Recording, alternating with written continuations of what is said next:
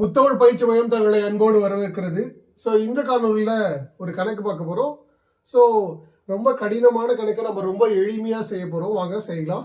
So என்ன கொடுத்துருக்காங்க, ஒரு வகுப்பில் உள்ள மாணவர்கள் மற்றும் மாணவிகளின் விகிதம் 5:3 ஆகும்.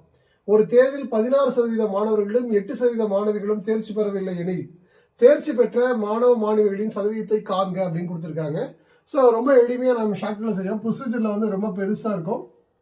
அது இல்லாமல் நம்ம ரொம்ப எளிமையான முறையில் என்ன பண்ணுறோம் அப்படின்னா ஷார்ட்கட்லேயே என்ன பண்ண போகிறோம் செஞ்சுருவோம். ஸோ ஷார்ட்கட்டில் செஞ்சுருவோம். என்ன அப்படின்னா என்ன கொடுத்துருக்காங்க அப்படின்னு பாருங்க, அதை அப்படியே எழுதிக்கலாம். 5:3 அப்படியே எழுதிக்கலாம்.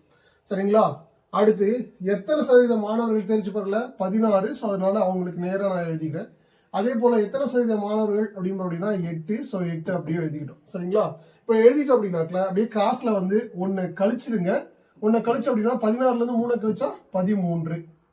அடுத்து 5 8 கூட்டிக்கோங்க. ஒன்று கழிக்கணும், ஒன்று கூட்டிக்கணும். ஸோ அது கூட்டம் அப்படின்னா 13. ஸோ ரெண்டுமே என்னது ஈக்குவலாக வந்துருச்சு அப்படின்னா, ஸோ அப்போ இதில் தேர்ச்சி பெறாதவர்கள் தான் கொடுத்துருக்காங்க அப்படின்னா 13% பேர் வந்து தேர்ச்சி பெறல.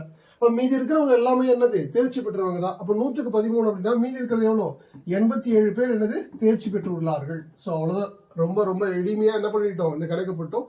இதே போல் நீங்களும் ஒவ்வொரு கணக்கையும் ரொம்ப எளிமையாக போடணும் அப்படின்னு ஆசைப்பட்டீங்க அப்படின்னாக்கல நம்மளுடைய முத்தமிழ் பயிற்சி மையத்தின் சார்பாக உங்களுக்கு பேசிக்ல இருந்து அட்வான்ஸ் லெவல் வரைக்கும் நம்ம கணித வகுப்புள்ள கொடுத்துருக்கோம். நம்மளுடைய முத்தமிழ் பயிற்சி மையத்தின் ஆப் வழியாக நீங்கள் அதை போய் பர்ச்சேஸ் பண்ணி படிச்சுக்கோங்க. ரொம்ப ரொம்ப எளிமையாக இருக்கும்.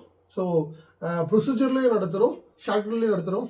நீங்கள் அதை ஃபாலோ பண்ணிட்டீங்க அப்படின்னா கண்டிப்பாக வரக்கூடிய தேர்வில் 25க்கு 25 மதிப்பெண்கள் கண்டிப்பாக நம்மளால் என்ன பண்ண முடியும், இந்த பகுதியிலிருந்து நம்மளால் எடுக்க முடியும். எப்போதும் முத்தமிழ் பயிற்சி மையம் தங்களோடு இணைந்திருக்கும்.